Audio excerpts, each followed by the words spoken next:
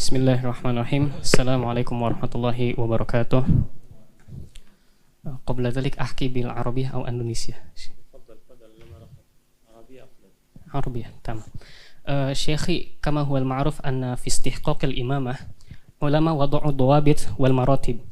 أولا أقرأ وأحفظ أكثرهم حفظا، وكذلك أفقههم، ثم بعد ذلك يليه مسن وما إلى ذلك. لكن وجدت في المجتمع أغلبهم قدموا أكبرهم سنا.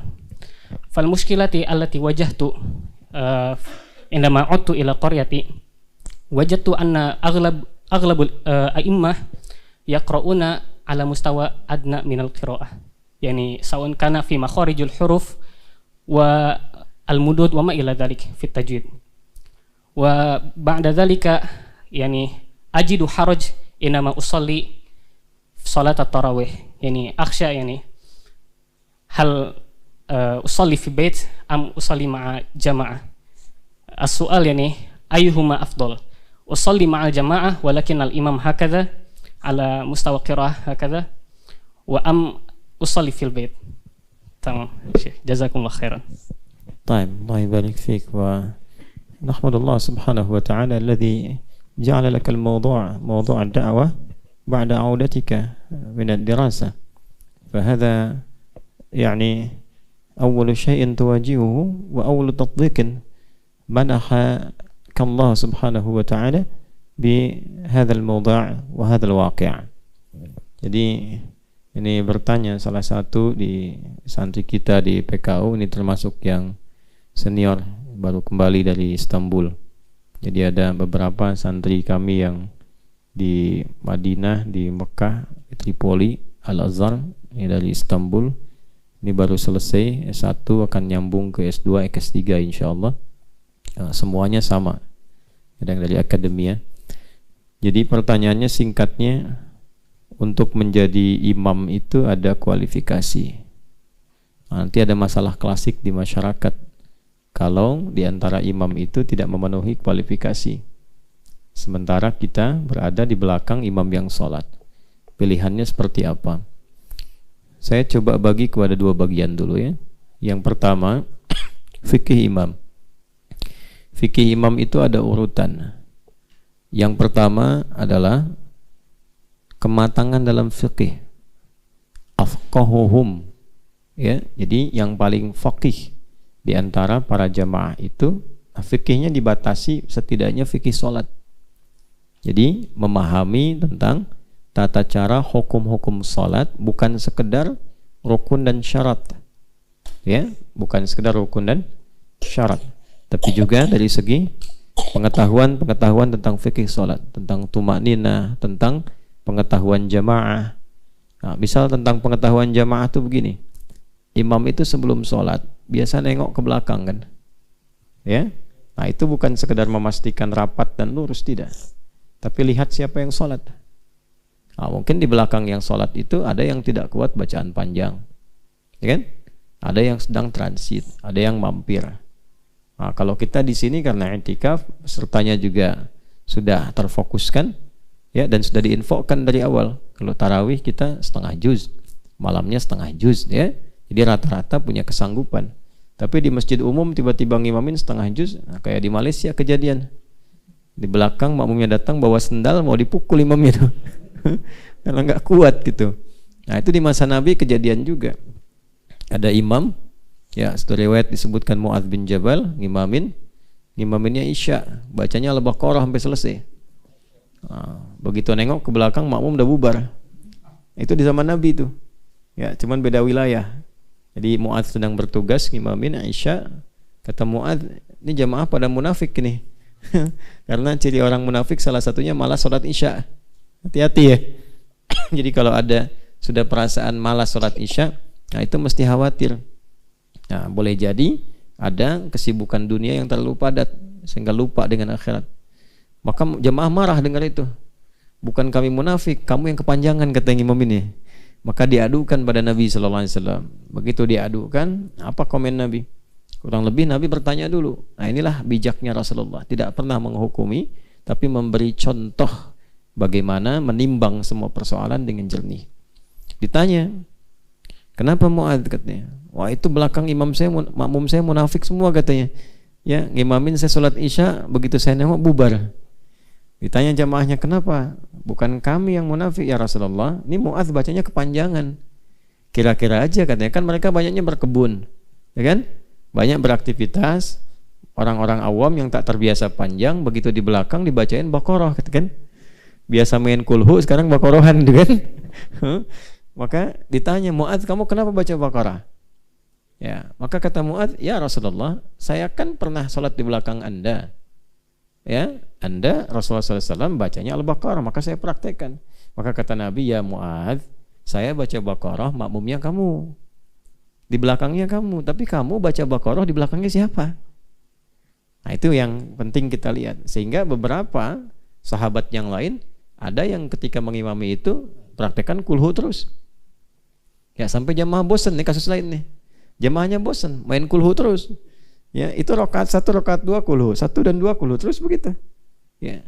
Lalu diadukan pada Nabi. Begitu diadukan ditanya, "Kenapa kamu baca kulhu?" Nah, ini riwayat yang pernah kalau tarawih rakaat keduanya kulhu ya. Rakaat pertama misalnya baca surat apa, kedua kulhu, terus gitu. Itu ada sanadnya. Nah, maka ketika disampaikan demikian, maka dikonfirmasi, kenapa kamu baca kulhu? Kata sahabatnya, ya Rasulullah, di dalam surat Al-Ikhlas itu terdapat semua sifat-sifat Allah. Sedangkan saya senang dengan sifat Allah itu. Maka langsung mendapatkan hadis qudsi, ya, disampaikan, kata Nabi sallallahu alaihi wasallam, Allah mencintai engkau karena engkau mencintai sifat-sifatnya. Nah, itu sanad kulhu. Tapi jangan jadikan alasan untuk kulhu terus gitu ya. Karena nanti ada surat-surat yang lain. Nah, jadi yang pertama yang harus dilakukan itu faqih, paham dengan jamaah. Yang kedua, paham fikih salat kaitan dengan tumanina, ketenangan. Ya. Selain yang kedua, selanjutnya setelah afqah itu aktsaruhum hifdzan, yang paling banyak hafalannya. Ya, supaya enggak banyak subhanallah di belakang. Ya. Ada baca Baqarah, wa min haitsu kharajta fawalli wajhaka syatral masjidil haram wa haitsu ma kuntum, subhanallah belakang kan. Ya, ulangi lagi. Kemudian dibaca lagi wa haitsu ma kuntum, subhanallah. Kan ada 2 ayat tuh yang itu tuh. Ya. Fawalli wajhaka syatral masjidil haram wa haitsu ma, subhanallah gitu kan. Karena enggak dibetul-betulkan akhirnya imamnya bingung nengok ke belakang. Lalu apa yang benar katanya? Batal semua tuh. Ya. Jadi imam pun harus banyak juga hafalan. Baru yang ketiga ukurannya akbaruhum sinnan. Ya, yang paling senior. Karena banyak pengalamannya, biasanya lebih kedekatannya kepada Allah. Tapi ukuran pertama tetap, walaupun senior, fikih salatnya belum maksimal, dahulukan yang junior. Karena itu zaman Nabi sallallahu alaihi wasallam itu Ibnu Abbas itu dimuliakan walaupun masih kecil. Belum balik gitu. Ya, belum balik hafalan sudah Baqarah. Ya, sudah balik masih kecil itu Nabi meninggal usia masih dini, 13-14 tahun lah kurang lebih. Tapi Umar sudah menjadikan beliau salah satu ahli fatwa. Itu Ibnu Abbas radhiyallahu taala anhuma, dan mimpin salat, mimpin pasukan juga Ibnu Abbas itu. Ya, salah satunya apa kelebihannya? Jadi penguasaan kepada Al-Qur'an. Nah, sekarang pertanyaannya, tadi ada pertanyaan intinya, kalau satu kondisi di masyarakat imamnya tidak seideal seperti yang disampaikan. Apalagi ini baru pulang dari belajar, biasa baca-baca yang enak, yang panjang, hafal Quran, tiba-tiba bermakmum di belakang yang bacaannya kurang maksimal. Ya. Nah, bagaimana kemudian menyikapinya? Pertama, bersyukur kepada Allah. Itu dulu. Karena dihadiahi objek dakwah. Itu bersyukurnya. Jadi kalau orang beriman itu melihat segala hal, kalau sudah halawatul iman dengan nikmat, tidak ada satu pun yang kita hadapi dalam hidup kecuali ada hikmah. Tadi siang kita belajar ilmu hikmah. Jadi kalau sudah kita berpandangan demikian, maka semua yang dilihat itu baik kelihatannya. Dan kita tidak melihat dengan emosional, tapi melihat dengan timbangan-timbangan keimanan. Alhamdulillah yang telah menghadirkan kepada kita kesempatan untuk berdakwah. Mungkin antum dikirim ke situ untuk memperbaiki. Ya, bukan untuk meninggalkan. Maka bagaimana bersikap demikian, memperbaikinya? Kembali ke Quran surah ke-16 An-Nahl ayat 125. Karena ilmunya ilmu hikmah, ayatnya ayat hikmah. Ud'u ila sabili rabbika bil hikmah. Jangan mau'izah hasanah dulu.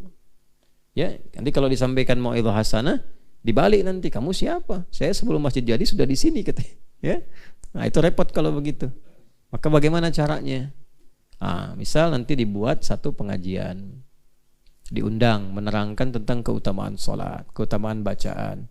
Bawa qari, tidak usah antum dulu, bawa siapa? Nanti berikan contoh jadi imam. Nah, setelah itu dicoba. Ya, saya pernah praktekkan waktu ngasuh pesantren di Jakarta.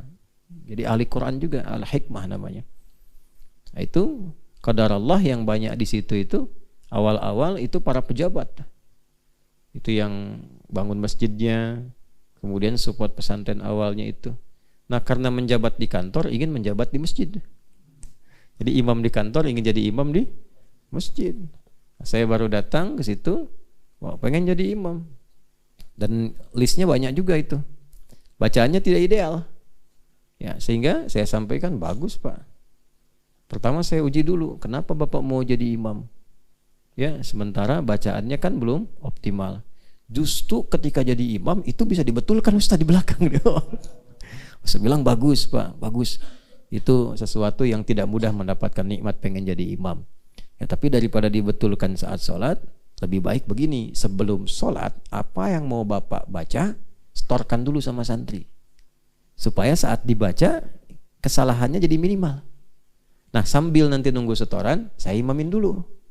Nah, nanti saya gantian santri, Bapak tetap jadi imam, cuma imamnya zuhur dan asar. Tetap jadi imam, kita tidak menurunkan statusnya. Nah, biasanya kalau orang tinggi jangan turunkan statusnya, tetap imam. Jadi Bapak tetap imam sambil setoran, nanti yang maghrib, isya dan subuh saya gantian sama santri. Setelah nanti ayatnya Bapak lancar, bagus, langsung Bapak ambil posisi, pilih. Baiknya, sepakat tuh. Tetap imam zuhur sama asar, kan nggak bunyi ya. Baik kan? Nah, tapi kita nggak turunkan statusnya. Jadi begitu maghribnya kita imami, udah merasa enak. Isya'nya diimami, santri imami, subuh gantian. Nah, begitu mereka sudah agak baik, saya sampaikan, Pak silahkan imami. Oh enggak lah, katanya itu aja bagus. Ya. Nah, jadi kesadaran itu kalau pakai ilmu hikmah tak harus langsung menyalahkan. Ya. Jadi yang pertama diambil sikap kalau memang dihadapi demikian tidak bisa langsung dibetulkan supaya tidak menghindari fitnah salat di belakang, takriman di awqatus shalah. Lalu mengulang. Ya, lalu mengulang. Minimal fardunya aja. Ya, sunnahnya bisa kita kan bisa tempat lain misalnya atau di rumah. Nah, untuk fardunya teruskan. Ya, jadi di situ takriman di waktu shalah, nanti mengulang setelah itu. Jelas ya? Nah, tapi jangan ditinggalkan masyarakatnya. Setelah itu buat satu sesi pengajian, ya seperti yang tadi disampaikan, dengan niat untuk berdakwah, untuk ibadah, bukan menyalahkan orang lain. Jadi ingat selalu begitu, fikih dakwah itu kuncinya bukan menyalahkan. Jadi kalau ada orang salah, itu kesempatan yang Allah berikan pada kita untuk menampilkan yang benar, bukan menyalahkan orangnya. Karena boleh jadi belum tahu.